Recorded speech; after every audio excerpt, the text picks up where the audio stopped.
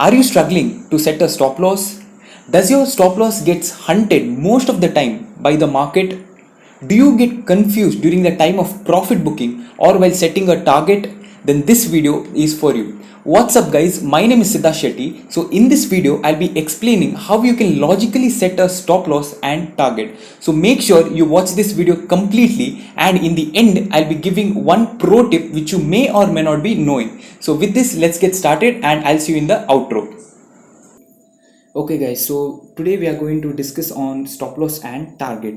Now what is a stop loss? So a stop loss is a method of cutting down your losses when you're proven wrong.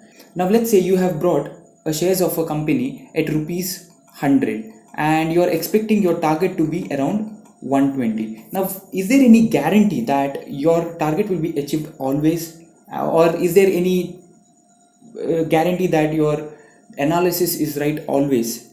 So the answer is obviously no. You can be proven wrong. So in order to protect your capital and cut down your losses at very small, we are putting stop loss. So in this example, 100 rupees is your buying price and 120 is your target. So let's say your stop loss is at 90 rupees. So imagine the trade goes against you and the price starts falling below 100. So as soon as the price closes below 90 rupees, you're simply going to exit the trade. Now, how will you understand that at 90 only you're going to exit? Why should your stop loss be 90? Why not 95? So you will be saving another 5 rupees, right? If you're exiting at 90. It's because your stop loss has to be logical. You cannot tell like, okay, if I exit at 95, I'll save some amount. So always the stop loss has to be logical. Now, how do we determine a logical stop loss? So a logical stop loss can be determined in two ways. The first one is the price action, and the second one is by using the indicators.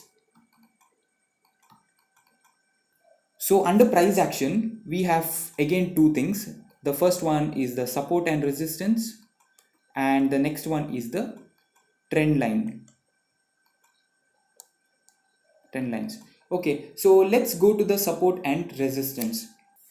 Okay, so let's say that the price of a stock is moving in a sideways market, something like this, and it bounces from here, faces a resistance, again comes, and now it's again approaching to the previous resistance. So this is the previous resistance, and let's say this resistance is broken. So what you're going to do here is that you're going to initiate a buy, and your target, let's say, okay, this is your 100 rupees, that is the entry price, and your target is 120, somewhere over here, and your stop loss will be 90. Now let's say the price hits your target at one case, okay, and you exit the trade with profit.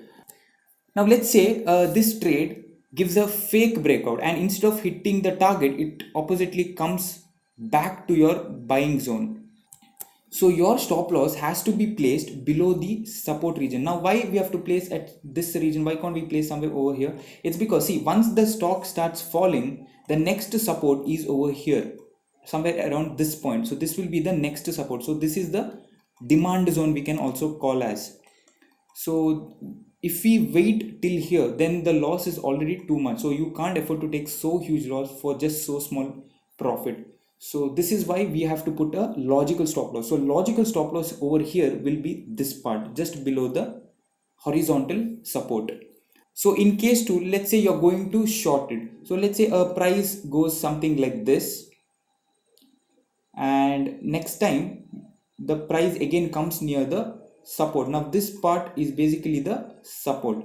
So it breaks this support and you are going to short it over here. This is for an intraday perspective or even in futures and options, and your stop loss should be above the resistance. Now initially this support was broken, and next time when the stock tries to come up, this will act as a resistance. So your stop loss should be above the resistance, and then you can take a good target. Now let us see this in a live market chart.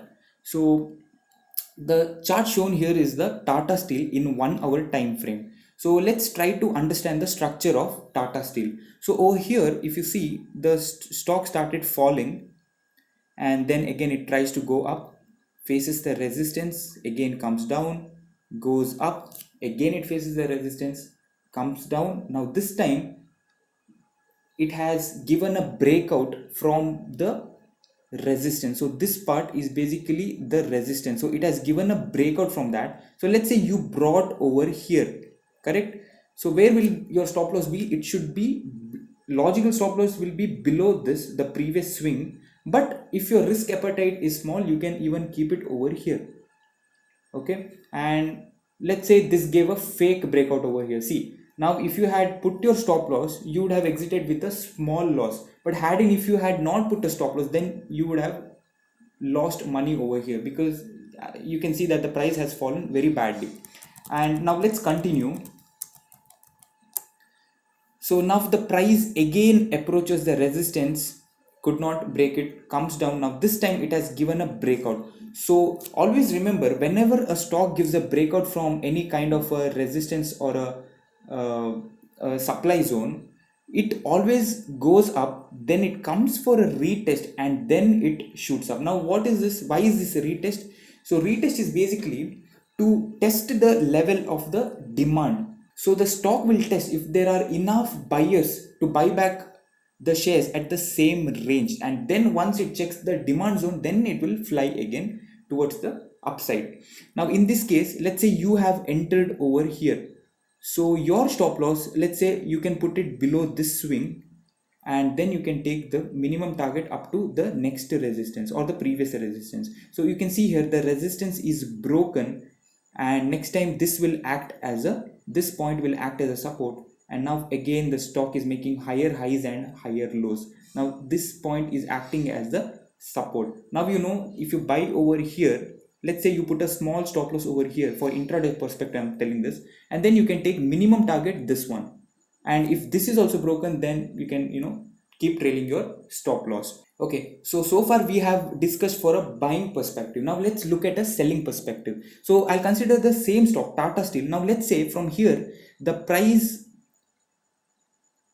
goes up and it faces the resistance and it starts falling. So for intraday, what you can do here is that you can sell over here, you can sell at this point, and you can put a small stop loss that is above the swing high. You can put your stop loss over there, and then you can take the minimum target up to this low. Why this low? Because I can see that there is a strong support now acting at this point. So this will act as a strong support. So the price can come up to this range, and then again it might bounce back. But you can take a good intraday trade over here if it forms a double top at the bottom. So this is basically the double top. So if you are able to understand which is the support, which is the major resistance, then I think you should be in a position where you can put a logical stop loss. Okay, so now let's go to the second type of determining a stop loss, that is by the trend lines. So trend lines is basically nothing but you join more than 2 or 3 points of a support or a resistance. So I'll consider a descending triangle for this example. So in descending triangle, the stock will be consolidating something like this in this fashion. So it will be facing continuous resistance in this downtrending wave, and in the bottom it will be taking a good support. So this point is basically a demand zone as well. So let's say this time it bounces from this point and breaks the trend line resistance. So after the breakout, you are not going to immediately buy. Whenever there is a breakout, you will wait for a retest, because if a good breakout has happened, then a stock will definitely come for a retest. So let's say at the retest somewhere over here you will buy, and your target will be, this will be the first target because that will be the previous resistance, and then obviously this will be the second, and this will be the final target. So let's say you brought over here. Now where will you put your stop loss? So most of them would be thinking they'll put their stop loss below the trend line. But see, if at all this trend line is broken, if let's say it's a fake breakout, then where is the next support? The next support will be at this point. So the chances are high that if the trend line resistance is a fake breakout, it can bounce from here, and next time it might give a genuine breakout. So the logical stop loss will be putting it below the demand zone. So if at all this demand zone is broken, then the stock might fall very badly, and it might take the next support at a very crucial level. So you can't afford to take so huge stop loss just for a small target. It depends on the risk to reward ratio. Okay, now let's talk about the shorting opportunity which you can do through the trend lines.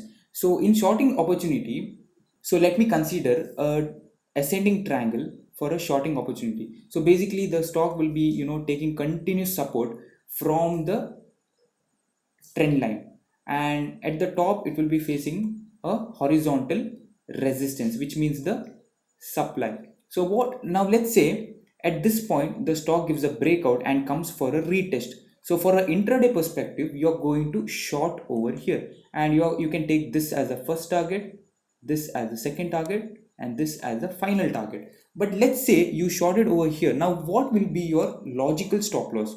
So you shouldn't be putting the stop loss above the trend line, but a logical stop loss will be above the resistance, that is the supply zone. So this will be your stop loss, and then you can start trailing your stop loss as you achieve one target at a time.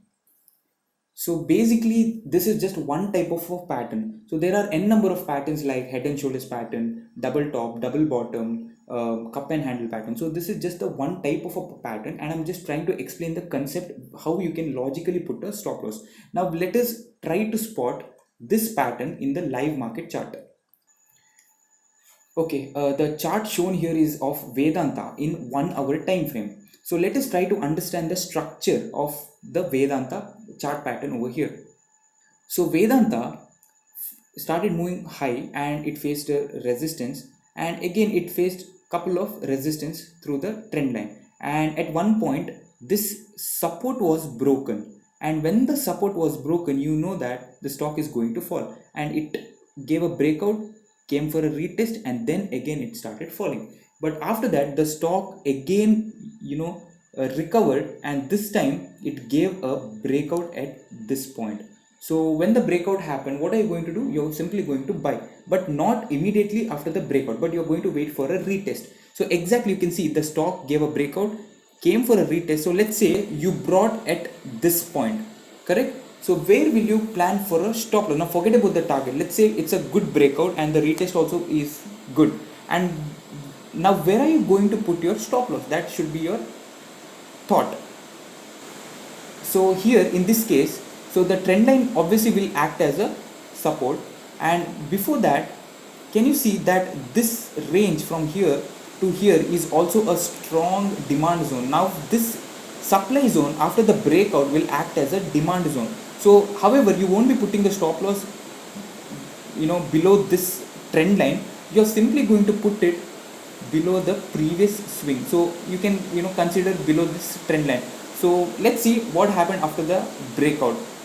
Okay, so as you can see, the stock again came back, but if you had put a logical stop loss, then your stop loss wouldn't have got hit over here. So the stock went up, faced a resistance, came down, and now it bounced from here.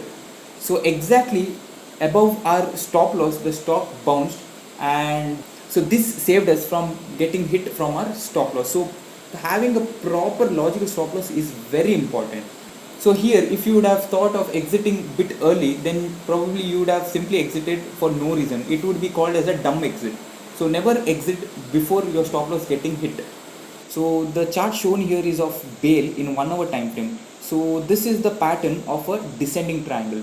So in this, if we see the structure of the stock faced a resistance at this point, then again gives a fake breakout kind of a thing over here, and then goes up again, takes support, and again takes a multiple support, and this time it has given a breakout, correct? So here you did not really get a perfect retest, but if you would have entered at this point, can you think of a stop loss over here? So obviously the stop loss shouldn't be below this, but you should be placing over here. So this will be the logical stop loss, because previously it has taken a lot of support. So that is a very strong demand zone. Just put your stop loss below the demand zone. So now let's see if the stock moved up or if it hit our stop loss. So as you can see, the stock gave a breakout, came down, but didn't hit our stop loss, because our stop loss was logical and it exactly bounced from the demand zone. So as I told, you have to be good in spotting which is the demand zone, which is the supply zone. Okay, now let us look at a bear scenario.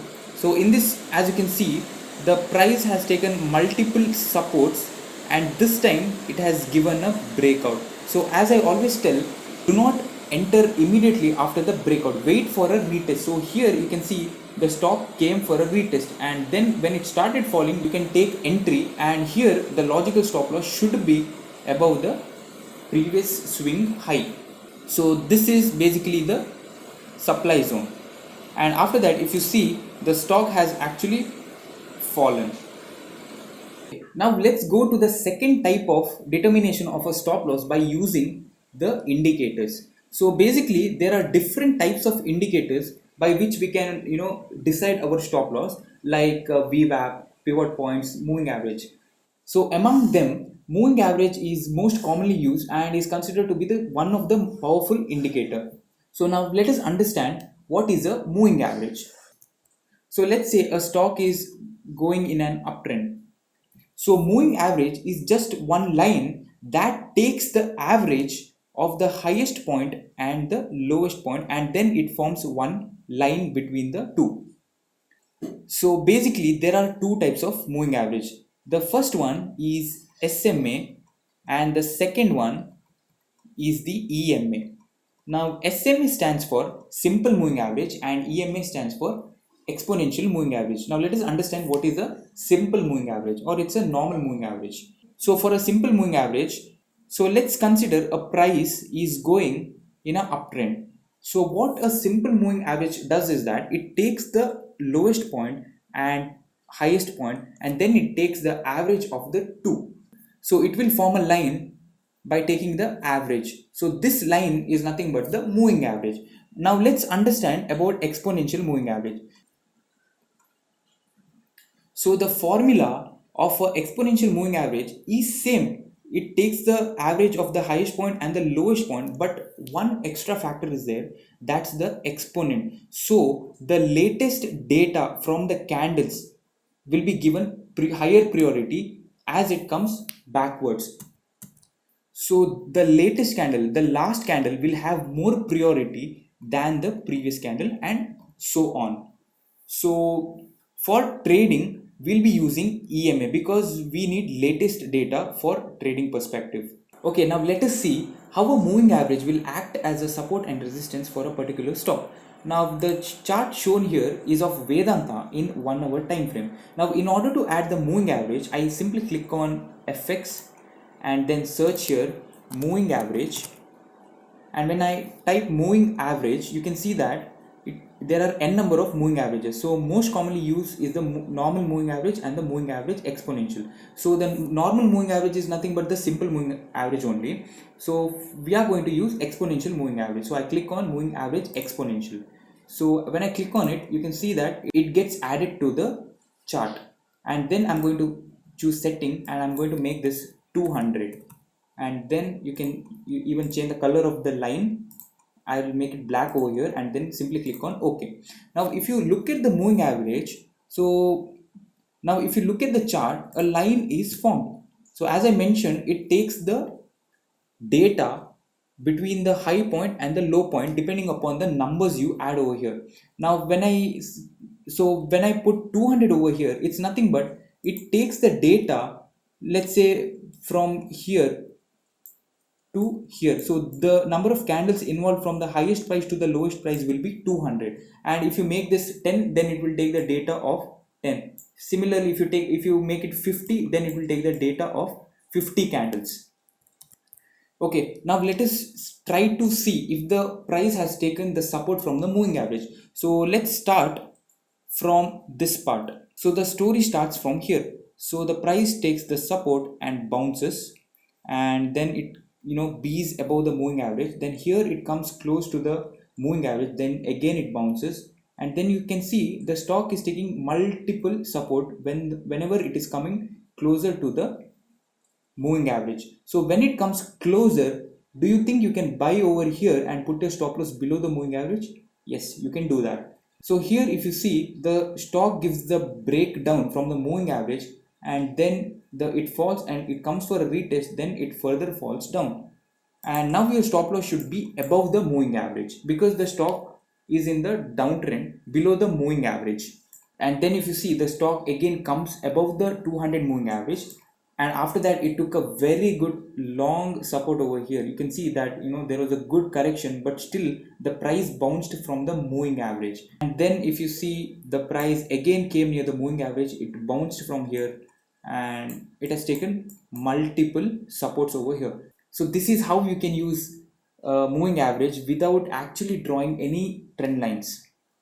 Okay, the chart shown here is of Reliance in 15 minutes time frame, and I have added 50 EMA. So if you see here, the stock has taken multiple support. So whenever the price comes close to the EMA, you can see that the price is jumping. So you can initiate a buy over here, and you can put your small stop loss below the EMA. Now you can see here, the stock has given a closing below the 50 EMA, and the retest is also done. Now when the stock starts reversing from the EMA, that is where you enter. So you short the market over here, you put your stop loss maybe below the swing high, but definitely above the 50 EMA. And then you can see for some time the stock remained below the 50 EMA, and then it gave a breakout, then it went kind of choppy over here, it went sideways. So when the market is sideways, you cannot do anything. Okay, only when it gives a closing above or below a moving average, and when there is a trending move, that is where you can capture big moves. But if the market is going sideways around the moving average, then you can't do anything. And now you can see, after this gave a breakout from the moving average, it again took a support, and then went up, and then it's consolidating around the 50 moving average. So Reliance went sideways for some time, and after that the stock again gave a very good move. So if you had entered at this candle when there was a good bullish candle, so this candle is basically a very bullish candle, and this broke the previous resistance. So you can enter at this point, put a stop loss below the wick of the bullish candle, and then you can see that there was a very good trend. And after that, again, when the price consolidated, you can see that it took support near the 50 moving average. It never gave a closing below the 50 moving average, and then again the stock got pumped and made high. Okay guys, so we have almost come to the end of this video. So the last topic of this video will be the target. Now, along with the stop loss, it is very much necessary to exit the trade at the right time and book your profits. So having a good knowledge on exiting a trade is also very important. Now the usual way of exiting a trade is to exit at, let's say you have brought at a support, then you have to exit at the previous resistance, or if you have shorted the market, then you should be exiting at the previous support from where the price is likely to bounce back. Now in some case, what happens is that when there is no previous resistance, so there will be a case where traders will be confused when there is no previous resistance or when there is previous support. So what you have to do in that situation is that you simply have to follow triple R. So triple R is nothing but risk to reward ratio. Now let's say you brought it 100 rupees. So when the price is bouncing from here, you brought it 100 rupees. So your stop loss is, let's say, 95. So whenever you take a trade, the minimum risk to reward ratio should be 1:1, and it can go up to 1:4. Now when I say 1:1, if your stop loss here is of 5 rupees, then obviously according to the 1:1 concept, your target should be 105. So you can't exit a trade below 105. Now among 1:1 to 1:4, you should always try to go above 1:2. Now why 1:2? Let me explain. Okay, let's say you have taken 10 trades in a week. So let's say out of 10 trades, you have lost 5 trades. All right. So according to risk management, for an intraday trader, he can lose maximum 5% of his capital in one day. So if you are having 10,000 rupees in your demat account, so according to the 10,000 rupees capital, the 5% of 10,000 will be 250 rupees. So you can lose 250 rupees only in one day. So in this case, if you have lost 5 trades, so your maximum loss will be 250 into 5. So you will be losing 1250, correct? So from 10 trades, the 5 trades are already gone, correct? Now the remaining 5 trades, if you have followed 1 is to 2 risk to reward ratio, then your profit should be 500 into 5, that is nothing but 2500, correct? Now even if you subtract 2500 minus the 5 trades loss, you still end up with 1250. So even if you are having equal losing trades with equal winning trades, you still end up with profit. That is why having a good risk to reward ratio can make you stand much ahead even when you are in a loss. So if you get a chance to take a trade of 1 is to 4 risk to reward ratio, then that one trade will cover your 4 to 5 losses. So sometimes what happens is that most of the traders will be confused where to exit and they do not exit at the right time. So in that case, go with risk to reward ratio. So as I mentioned, your minimum risk to reward ratio should be 1 is to 1, but still I would ask you to go with the super setup that give you at least 1 is to 1.5 risk to reward ratio. So in this case, if you see, if even if you entered at this retest, your stop loss should be below the swing low. So I'll keep the stop loss over here, and your target should be minimum, as I told, 1 is to 1. So even if I keep 1 is to 1, this will be the first target. So as soon as your first target is achieved, you can trail your stop loss from this point to this point, and you can increase your risk to reward ratio here. So basically you can extend your winning trade and you can take 1 is to 2. So it is shown over here, risk to reward ratio is 1 is to 2. So 2 is basically 1 is to 2. Alright, after watching this video, I hope you guys got some basic idea on how you can set your logical stop loss and target. Now, the pro tip which I want to share with you all is that always be patient with your winning trades and impatient with your losing trades. Now, what majority of the retailer traders do is that they exit their winning positions and they hold on to their losing positions, which eventually will bleed even more. Hadin said that never exit a trade before your stop loss gets triggered. Now, if at all your stop loss got triggered, do not be sad or feel demotivated. Instead, feel happy that you ended up with a small loss. So, if you hadn't put a logical stop loss, you probably would have lost even more. So that's it guys for this video. I hope you guys liked this video. If you liked this video, then give me a thumbs up and also share this video with your friends, families, relatives who would want to improvise their stop loss and target placement.